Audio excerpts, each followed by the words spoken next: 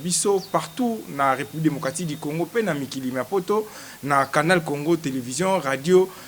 Liberté Kinshasa. Vraiment tozali na sengo lelo lisusu ya koya kosola na bino na mama na makambo o ezali kotungisa mitema ya ba peuple congolais, ezali kotungisa mitema ya ba politique ya République démocratique du Congo, likambo etali désignation ya mokitani ya Corneille Nangaa oyo asengeli kokamba seni pona ba élection ya 2023. Tokosolola mayewana nyonso tu na invité na biso toye vraiment koluka mayele oyo ya makasi na kati ya République démocratique du Congo pona koyeba makanisi ya oyo esengeli kosalama na nyonso tu oyo ezali koleka na mboka na biso pona likambo etali désignation ya président ya CENI. Mbote patriarche Engulu. Mbote mingi na bino banso boye butalanga. Esengo kala peuple amona yo kala bandeko bamona yo kala pionnier ya indépendance. Oui yango wo mona ngai bo te ko mona otoza mayele na zo mona wo mona ngai pa la pionnier de l'indépendance bo oui to so mingi mais yamboto kota na masolo oyo toyeli awa vraiment patriarche tolinga kito solo la mokie question liboso to ngeto tuna yo biso surtout toyebi peuple congolais a aussi commémorer 61e anniversaire ya indépendance ya République démocratique du Congo. 61 ans après mboka na biso peuple azali toujours connu comme azali toujours ko souffrir et tolingi to tuna yo motuna étant que pionnier ya indépendance nini oyo e marché té 61 ans après ti le peuple azali toujours ko souffrir pona yo ezali nini bon pona ngai e makambe belé na résumé mouké. Mais d'abord il y a liboso tant que tu es indépendant tu as une expérience c'était atanga yo tant on a zoloba na zolanda na Lumumba na zolanda Kazavubu indépendance immédiate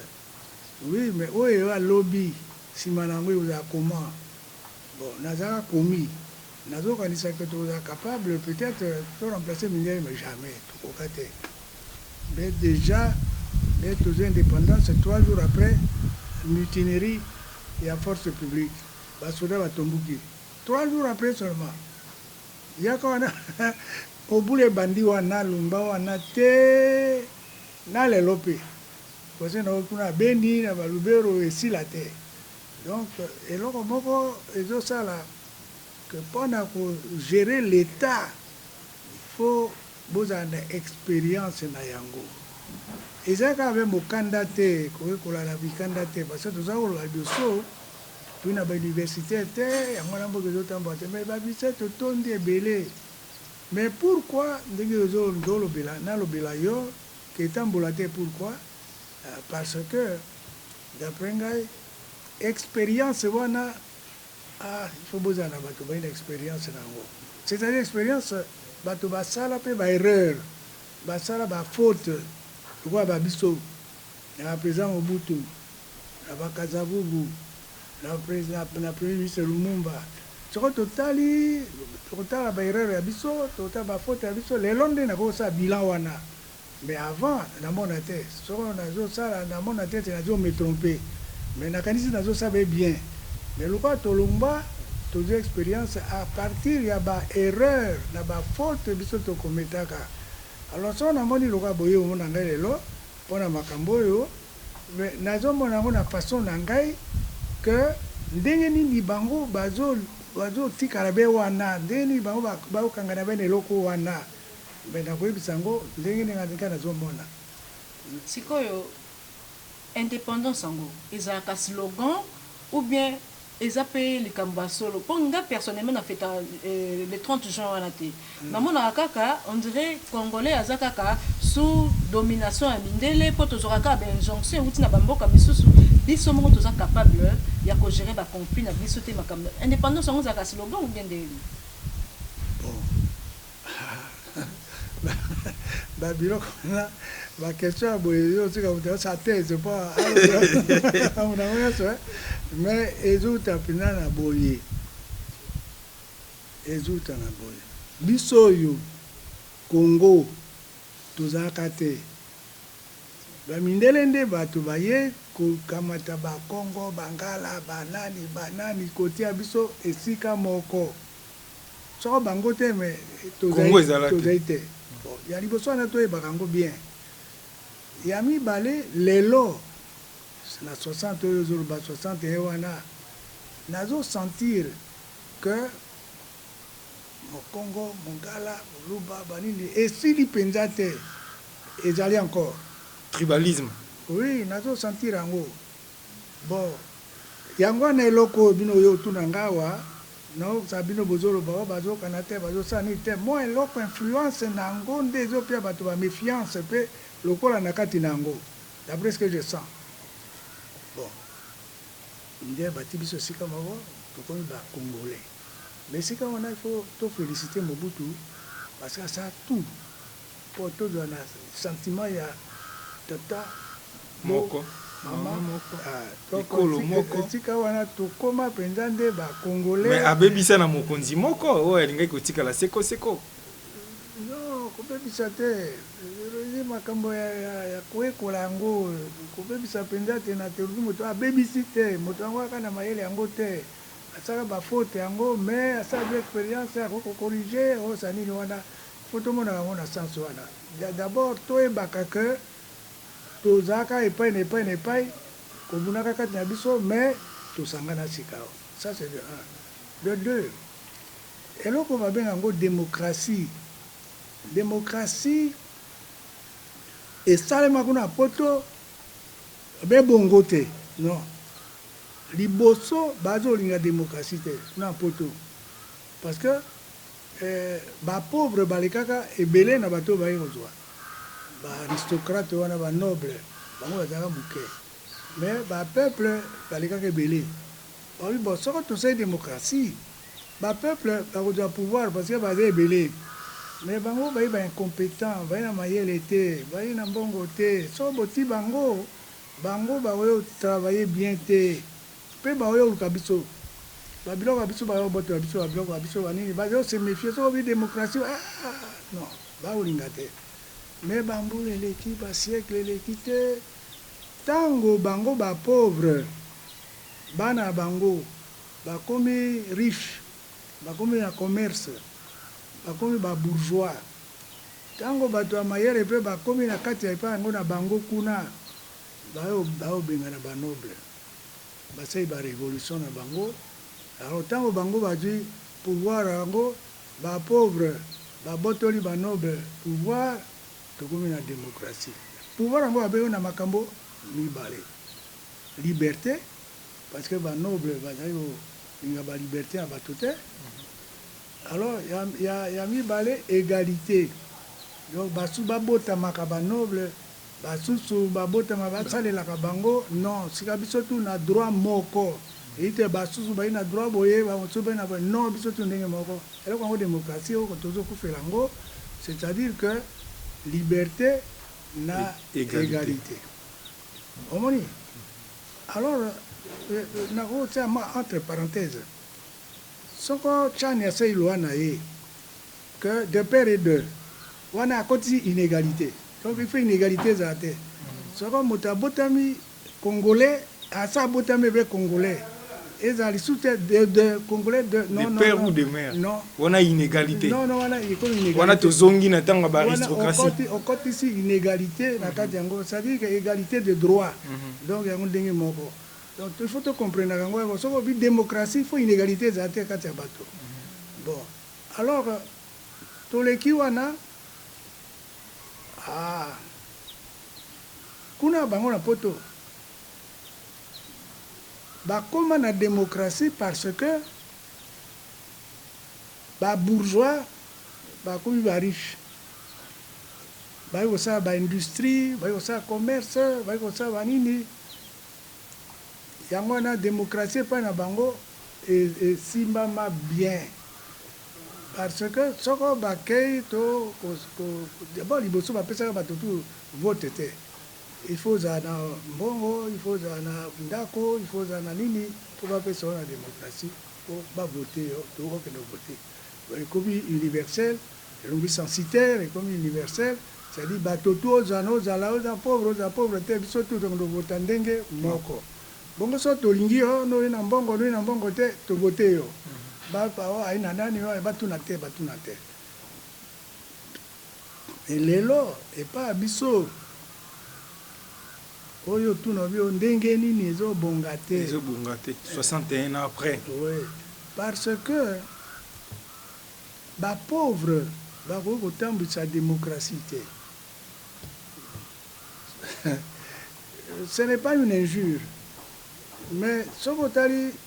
parlement eze pouvoir bopesi bato bapouvoir bango bato akodeside makambo kuna bakosa baloi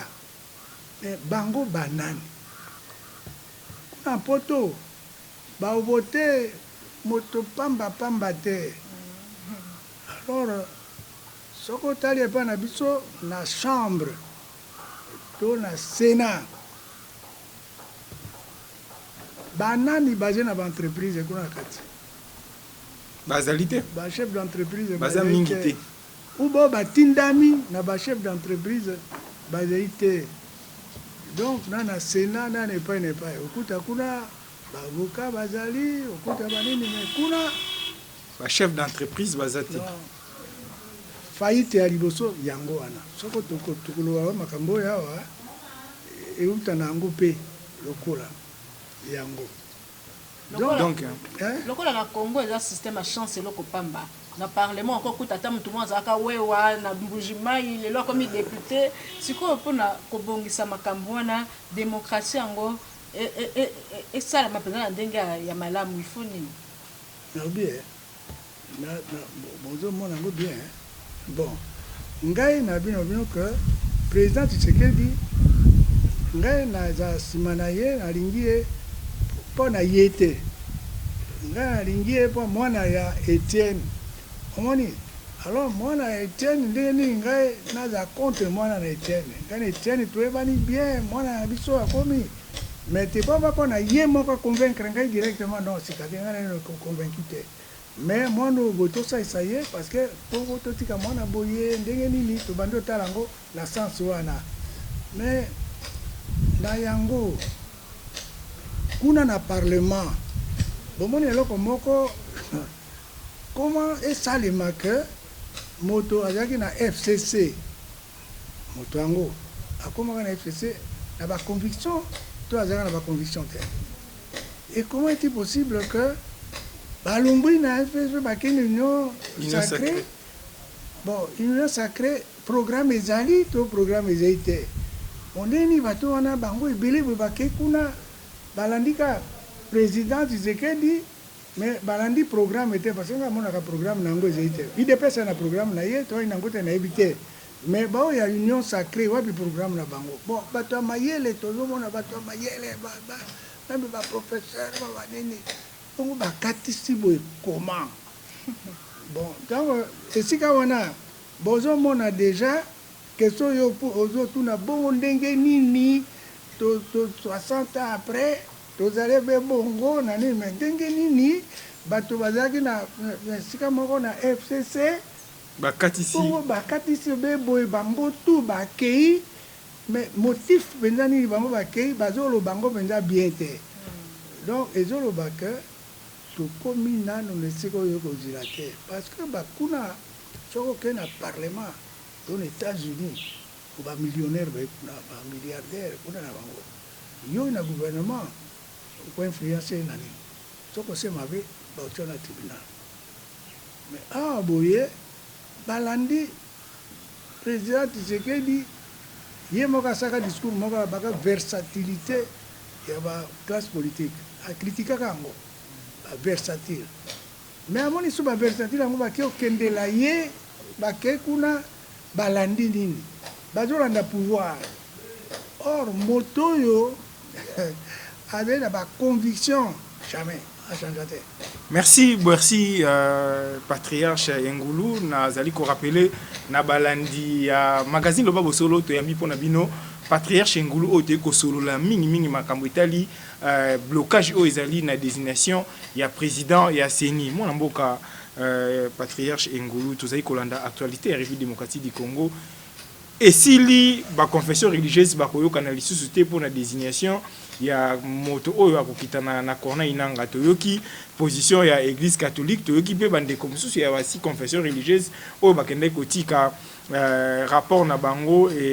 na kati ya assemblée nationale mpona koyeba koenterine candidat na bango baponaki Denis Kadima. Kasi yo etant que mokolo ya République démocratique du Congo moko oyo ayebi politique ya mboka na biso malamu ozali komona makambo wana ezali koleka ndenge nini? Onazomona yango ya liboso mpo tozwa constitution oyo touti wapi na mabulu basusu barebele basusu bai na Goma bamosusu bai na Gemena non il faut bakenda Sainte City po bakenda luka dialogue parce que bazaki na confiance na président Kabila te yango oyo baforce président Kabila badwisa constitution ya sika oyo la Sainte City la constituante a aboye ngai nazalaka membre ya constituante na parti du peuple mpona kosala constitution oyo alors elingi oloba ke constitution oyo esalema na tembe à l'égard ya pouvoir oyo aya kobimisa constitution na ye donc classe politique bipai na bipai bitumba na kati na biso alors bayokenda kokokana na Sainte City bayokenda kobimisa constitution oyo na méfiance à l'égard ya président Kabila yango basi kobimisa yango awa article 211 il est institué une commission électorale nationale indépendante dotée de la personnalité juridique. Il est institué nani asalaka yango pa babimisa commission yango ezalaka te babotisa yango et puis moko batina kati kuna indépendante commission électorale nationale indépendante vis-à-vis de qui contre motonini oyo basali yango indépendante oyo vis-à-vis na l'état to vis-à-vis na Kabila ye moto ayaki na constitution yango ye moto ayaki nango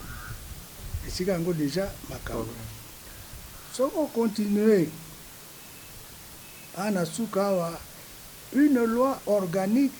fixe l'organisation et le fonctionnement de la commission électorale nationale indépendante. La paragraphe mosusu balobi, la commission électorale nationale indépendante est chargée de l'organisation du processus électoral, notamment de l'enrôlement des électeurs, de la tenue du fichier électoral, des opérations de vote, de dépouillement de tout référendum. Makambo balobi anasika ezalaka mosala ya ministère de l'Intérieur. Donc babotoli ministère de l'Intérieur baki kopesa yango na eloko babengi yango commission électorale indépendante. Ah, pani baboyi ministère de l'Intérieur, méfiance à l'égard na président Kabila. Bon, sikawa ikamoko ezai matata yango ezobotama makambo. Parce que l'État biso ezali laïque. Bon, tango bango baki osala la commission, baki okanisa que tobenga ba religieux, tobenga ba parti politique na kati pe bazali ba parti politique ba na kati, tobenga société civile na kati basangisa eloko moko yango ezali l'État te. L'État motasalaka ba élection na organisation na ministère na intérieur intérieur makambo ya ministère de l'Intérieur bakamati yango bapesi na ba privé, c'est-à-dire que même église avec société civile na société civile na bato ya parti politique avec société civile mais kuna ekabwana. Or tango l'État bimisa mobeko na ye ya loi to eloko moko tango bino boyi kosamusa na l'État boyosamusa na l'État tembezaka na kati te ministère des travaux publics bango na ministère de l'Intérieur bazokana te ministère ya intérieur bango na ministère de santé bazokana te ezali kuna bongo te bango tout bayi na ligne moko ekoma na commission électorale kuna Makanisi ekabwani. ekabwani. Donc déjà mabe. Soko moni l'état ça loko ya boye il fait loko ba bongo ba bomango. Yango ezomona na sika boye que na ba religion babengaki bango ba religion ba juste ba Nzambe na ba nini bo to kamata bango bakamata bango emonani kuna ke bazo kanate kati na bango. Donc mabe bakenda epana ba parti politique ba mamba parti politique pe bazala bamona kama kambango ba parti politique bazo kanate koma sika ba su balamuka ba su ba kombo boye ba nzo bazo kabona na kati kuna ebonga te ba musu pe ba bitoko ya te soko bongo la bongo na opi ba musu ba be obiso pe tokota na kati te baboya na bato ya union sacré musu ba boyi kokota na kati bon mubule koti se yela ko mubu indi obino bozwaka te bosa eloko wana ekobota makambo ya kitoko te ekobota makambo ya mabe yango l'état soka ça c'est eloko so mabe boyi fa longola ngo alors le yo moni tout d'abord état laïque donc ba religieux ba koti kuna na ko makambo ngo comment biso moko tu bato politique bato tokotsaka bango na kati nango bon ya mibale na bato yo moni wana na société civile ezokana te ekoma kuna ba parti politique ezokana te yango déjà eloko yango mabe donc mabe uti wana mabe uti na déjà ke boko kamata eloko oyo esalemaka na yango te eya yango te makambo balobi awa bakosala organisation du processus électoral notamment l'enrôlement de ça ya l'état mosa ya bantu wana te donc soki basalaki seni ezalaki mpona méfiance ya régime oyo ezalaki en place régime ya Kabila wana bato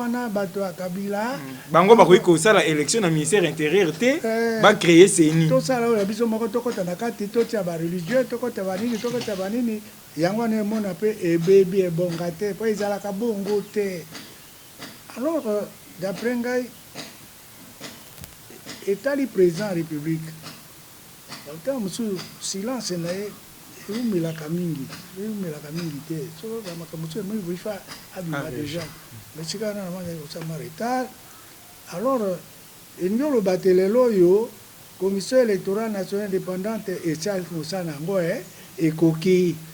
mais mpe na mosala yango esalaki epesaki mpe satisfaction te parce que bacontestation ezoya basala oyo bayibi mpona moto boye basala oyo bayibi mpona président azali mutu ya province boye akokotela ye ndenge ezali actuellement bon résultat nyonso babimisa yango na commission électorale toujours ke balobaka oyo ezalaka moto alingi alonga nde oyo mais ye bayeba voir tosala sikoyo soki kolanda réflexion na yo yo olingi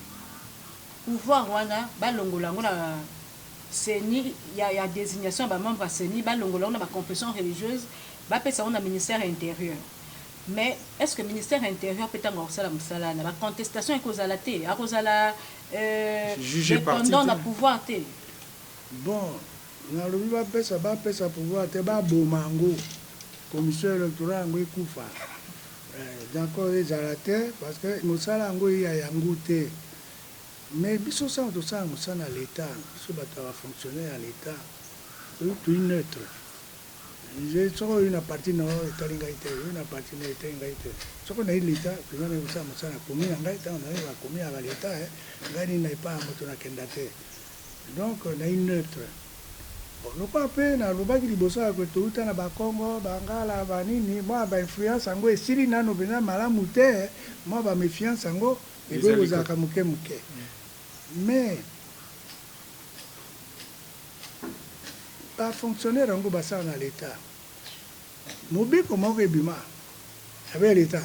soki oyibi mbongo na ye akotia na prison 20 ans de prison eloko ezobebisa na commission électorale ndenge ozolobaka na mama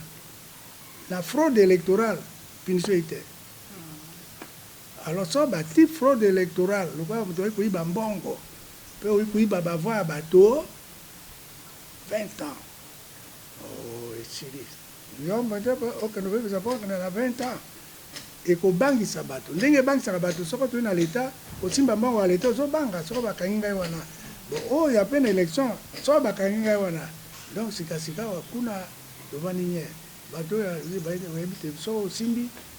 ezali mpe na fonctionnaire ye moko te na ministre soko ministre yo pakotaki na makambo yango eolanda yo bon bongo président na France kuna naoki Sarkozy bazolanda ye président ya France ye bapekisa ke soko kosala baélection kotia mbongo eleka boye te ye alekisaki yango bakondane ye ayisika na appel. Donc, ce qu'on bâtit, et comme on a fraude électorale, bâti sanction. La loi, Moutasengango, président de la République, alobana parlement, Botsailanga, loi Bolongola, ce qu'on a commis, une loi organique fixe, loi wana basalagango, Balongola, loi wana Botsailanga, loi Moussousou, et donc ça vient au ministère de l'Intérieur, Bongo, Bobo Sanakotia, sanction terre. Il y a une fraude électorale, donc ceux qui ne comprennent pas pour na makanisi na ezali balongola président azongi sa loi organique dans l'Assemblée nationale ba komango loi organique so basala ngo po na ba pesa ngo na commission moko te loi ngo ba pesa ben na service ba boma seni ba bomango parce que j'ai loko moko salema mabe. Mais patriarche Engulu bandeko basai kolanda yo na point de vue oyo zai ko bimisa bandeko balobi ete mais ceux qui attendent lelo yo bazui commission ango babomi bazongi sango na ministère intérieur mais lelo oyo moto azali ko diriger mboka ezali kaka président Félix ministère intérieur ezali kaka yende mutakozana na maboko nango na akozana même mise na kati ya ministère intérieur. Est-ce que yo kanisi que indépendance et kozala ceux qui lelo balongoli seni bazongisi na ministère intérieur bakopona ceux qui résultat bimi bakopesa résultat ya solo lokola bato mosusu bazali kobanga na ndenge commission nationale électorale indépendante balingite Denis Kadima parce que azali proche ya Félix. Yo kanisi que ceux qui bazongisi yango na ministère intérieur kobanga wana na moto ya bato kolongwa. Et surtout que le ministre intérieur a déjà na kati ya union sacrée azali mutu. Il y a UDPSP, membre de l'UDPS. On travaille déjà, comment je peux dire, la partenariat avec le président Tshisekedi. Est-ce que, et là, comme Alonga et Kobima, là, ceux qui bâtissent le ministère intérieur à diriger. Mais là, il y a une chose à venir. Là, il y a une chose, quand on dit, Bakuta Kabiso, Bakongo, Bangala, Banini. Et là, Congo, et Siri, là, on a mis tout à bateau malamouté. Là, il y a une chose à venir. Bon, si quelqu'un a méfiance, nous avons balanga wala bakadima banini. Ngana kota kunate. Mais balbio bazo basoko bekadima donc président. Azali proche ya président. Bon, wala ngana kota kunate. Ngana lota bel l'état tel qu'il est. Alors l'état ngo amusane toujours soko BBC ba sanctionner yo. Alors vient le ministère de l'Intérieur ngo na makamba ba loi électorale et salema ba bosana kotia ba sanction ya bato ba kuiba ba voix bato ezakate. Alors sikawa ngana mona avec président pour bato ba changer loi il faut y président Tshisekedi alo bala bango bo changer la ngai loi wana. Alors ye ba ko changer loi wana akoyebisa bango bon ministère de l'Intérieur ba sa musana bango mais botia sanction. So motomoko a cette fraude na makamba ba élection to opinion ya bango na combien ba ko discuter kuna bango na parlement ba mosu ba 10 ans ba mosu ba 15 ans ba mosu ba 20 ans. Alors soko ba bimisa ona kati na loi électorale ko bima to bana moanye parce que moi bi ko sila parce que moi bi ngo sila te bon soko yo o candidat o na ba témoin te kotiki ono be bo ba kenala ngo ndenge nzamba sa bato bakuiba ba voix yo moko c'est vigilance c'était il faut te ba témoin na yo pa moyibi yango so kanisi ne bakuiba ngai na pe ba concurrent na ngai so ba di occasion te ba ibangai bakuiba ngai donc mabe yango etsa monani donc soko ko se méfier na ba concurrent na yo o ko se méfier pe na bato ba yo sala organisation au tia ba bureau ba bulletin ba ni méfiance est à la totale mais méfiance c'est ko bangisa kaka la loi ou ko sanctionner mwana mboka nakoloka ndenge ozolo ke ba revoir loi électorale wana ekozwa biso susu mikolo ebele donc tokoki kosatendre na baélection na 2023 te pourquoi baélection wana naoki même bati naokaki bazolo bao basa na ba recensement bon bon recensement n'a confiance en côté. Pourquoi n'a confiance en côté? Parce que l'administration territoriale est valable les été. Bon, comme à moi bien. Bon, bateau souba olingaba. On appelle cet exemple à Katanga. Quand le premier ministre va nommer le premier ministre Tchombe pour tout ça, l'élection de Saka, je crois moi, élection. Mais Katanga est la province la moins peuplée de la République. Et au Bimana, recensement, Katanga leki Équateur na bateau. Comment? Et c'est la moins peuplée. Le président, le premier ministre, bon, les Kabanini, Moïbi. Ils ont une carte. Bon, alors, si vous avez un recensement, et vous avez sûreté, vous avez Moïbi, vous avez Makango, mais enrôlement, il y a un nombre d'enrôlés dans la province où ils allaient moquer. Il y a un enrôlement. Il y a un sous-tête, batanga bango balo batebino boina ba bobokoza autant de voix pour les kabao mususu wana batika nonde wana. Et puis tant que ça ça na territorial do ça la recensement bato mingi ba mona ka ba recensement administratif na médical to ça la biso ba territorial do ça les pas biso ba service médical ba agent sanitaire ba do c'est pas na bango ba do comparer les deux résultats comme est juste moko ba tricher wate. Mais pas de sorte ça yango to ko comparer na nani obalo bate ba tricher wate ndenge na bisa ki Katanga eleki Équateur ndenge nini le kaka Équateur ben na mwandamba mikolo premier ministre Tchombe akomi mokonzi bongo Katanga eleki Équateur ben na ndamba mikolo yango ya komaki premier ministre donc j'ai eloko moko bien te donc makamba ngo to zango wa il faut avoir une vigilance ba bilo mosusu to bendaka ngo te lokola ba recensement ba nini et vous ajustez parce que l'administration kuna est sûreté ba musuba ko ajouter ba vrai pas na bango ya mi balé il faut batala ngo ba tango ye moko électoral ba zo sa ba enrôlement na ba nini c'est le quoi recensement oh bayaki te alors tout le monde a un des résultats ngo bimi ya misato sanction sont sanctueux Patriarche Engulu masolo na biso e komi presque na suka kasi motuna mosusu ezali est-ce que au canicité que makambo onyo surtout oyo bimisi awa to longola seni to kende ko chango na ministère intérieur pour être ministère intérieur à organiser l'élection tozongi yango ministère intérieur ba attribution na ye ya za kabongo tozongi sela ye to botola ka ye pour to na confiance na Kabila te alors tozongi sela ye au monité que esengeli pe dialogue mususu salama au lieu que Félix président Félix a s'imposer à l'obakebo changer la loi au moins que le président Félix a sengeli ko bengisa ba classe politique nyonso to vanda lokola ba vanda ki na Sun City pour na koluka ko bongola makambo yango ko zongisa pouvoir yango na ministère intérieur. Non parce que moto atindaka makambo yo o ba bimisa loi ya président de la République Kabila à ça il faut constituante plutôt à tout penser la loi article. Donc il faut battre bosser na kate tant on se remona obi président c'est que faible mais ngai to Congo atunanga mamako na baka po mboko ebonga telo rubaki boso pourquoi ebonga kate c'est-à-dire que to na président penza oyaroba boye lokwa Mao Tse-tung na Chine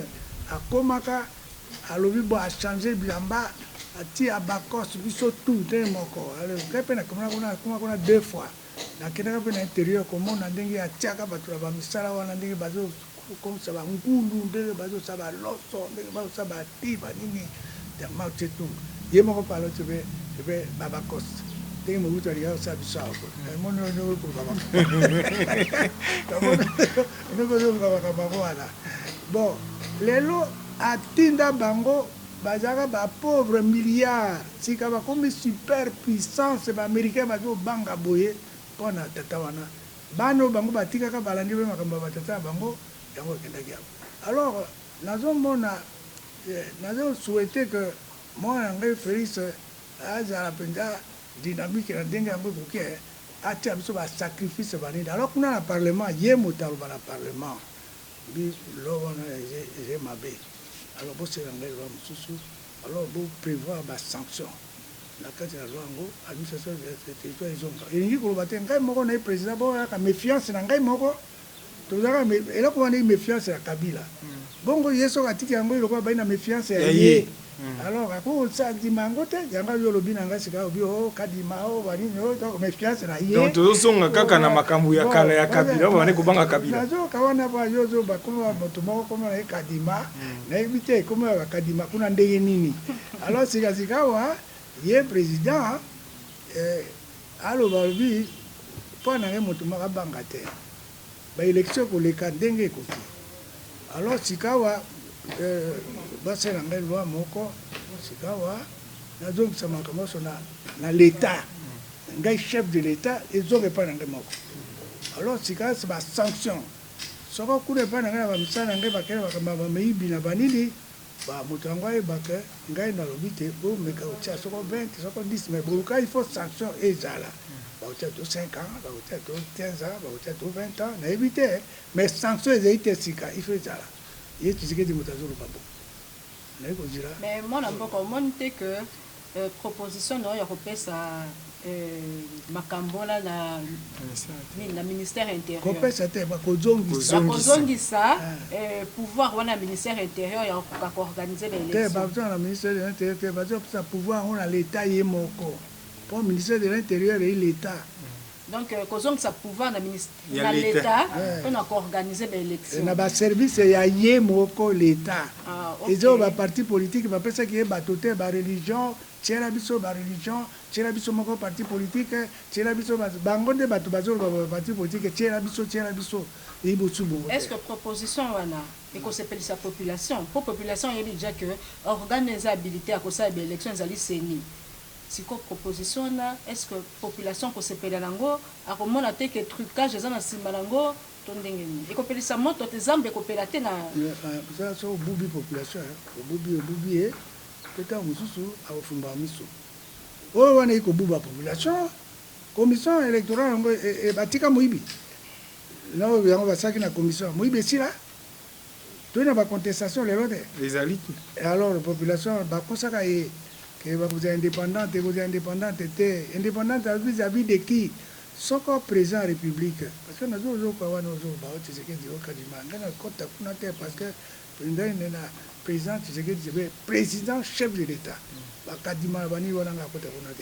bon si ka boye population ba boubier ba bio et cause la commission nationale indépendante bon moto nommé yo indépendant na koma donc wana bananga motanomaka ndanga nini Kabila motanomaka ba musuku na bango nini malumalu akufa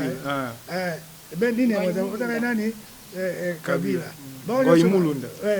Kabila te Kabila bon est-ce que ba contestation ici là ezali na kozala ngo donc babubaka population bien indépendance ça veut kozala te soko président de la République a nommé yo okoza indépendant vis-à-vis na ye comment donc biloko wana ebonga te bazongisa l'état ye président Tshisekedi moto chef de l'état biso ye alors bato mingi bayebaka te l'état wana ayi na pouvoir misato exécutif wana lokwa premier ministre azali kuna na gouvernement législatif lokwa baparlement badépart bana sénat bango na mingi bayi kuna la judiciaire o bakataka bakomo bakondanaka ba 20 ans bakondanaka kamere 20 ans bango bazali pe tango bakokoma na loi wana que bato bakosala mabe bakozala sanction bato wana baorgane wana bazali oyebi yango sika ezwaka moto boye bazwaka na 20 ans songai na sai atanga bakobanga eloko moko na bina yo l'état na pouvoir mais chef nango misato c'est Kabila chef de l'état les trois pouvoirs ye akobala bango omodifie wana ezela mabe ezi kitoko te mais mosala epai na ngai Le ministère de l'Intérieur, il faut faire ça convenablement. Alors, c'est que bah jongisi yango, pas inaye. Mais il a ajouté sous hier au baniga ne basalagate. Il Tshisekedi a ajouté que soko mutasai fraude ba okangaye. Tshisekedi muta ajouté yango. Ingo bate nangai lokola soko pe na tibie na koko parce que nul n'est au-dessus de la loi. Alors, on boke bongi. So mwana wana kamati makamama c'est tout. Merci beaucoup, patriarche Engulu Yoki. Maïma surtout au Pessi, Makanisino surtout au lobby, to Zuma Yele. Président Félix P. Alandi émission, Oyo Alandi Yo, Azuma Yele. Donc, Maloba et Tirel Yomboka Yaye, na Oyo surtout au Pessi Makanisi, que élection ezonga na maboko ya l'État. Parce que Commission électorale nationale indépendante, ezali indépendante de Toyokiyo. Peuple P. Ayokiyo. Merci maman Nancy. Natango tokaboli pour na koyeba na kopesa information ya solo, kopesa makanisi ya solo et pas ya peuple pe ba konzi o bazali kolanda biso, ba o bazwaka décision na mboka na likambo etali avenir ya République démocratique du Congo. Tolandi patriarche Engulu na maema surtout alobi azali pionnier ya indépendance, azali mukolo ya République mobimba na likambo etali politique, apesi makanisi ya solo. Kitayo motolandi biso oyeba na kosalela. Merci tokute na bino na numéro o ezali koya ya